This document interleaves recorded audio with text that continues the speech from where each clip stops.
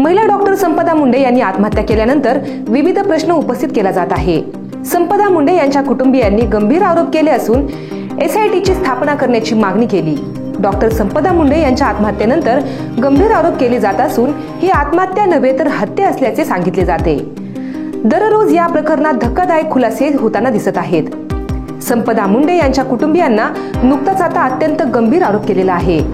महिला डॉक्टरच्या मृत्यूनंतरही त्यांचा मोबाईल अनलॉक करण्यासाठी त्यांच्या फिंगरप्रिंटचा वापर केला आणि काही वेळ मोबाईल वापरण्यात आला। महिला डॉक्टरच्या मृत्यूनंतर बराच वेळ त्या व्हॉट्सअपवर ऑनलाईन दाखवत होत्या। त्यांच्या व्हॉट्सअप अकाउंटच्या लास्ट सीन स्टेटसवरून असे दिसून येते।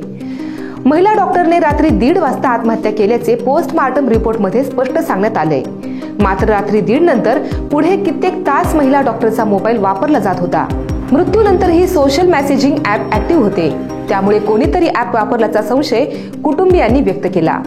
SITची स्थापना करून सर्व संशयित आरोपींचे CDR काढण्याची मागणी केली जात आहे। महिला डॉक्टरवर मोठ्या प्रमाणात राजकीय दबाव असल्याचा आरोप केला जात आहे। फलटण शहरात किरायाची रूम असताना देखील महिला डॉक्टरने 2 दिवसांसाठी हॉटेल बुक केल्याने मोठा संशय व्यक्त होतोय।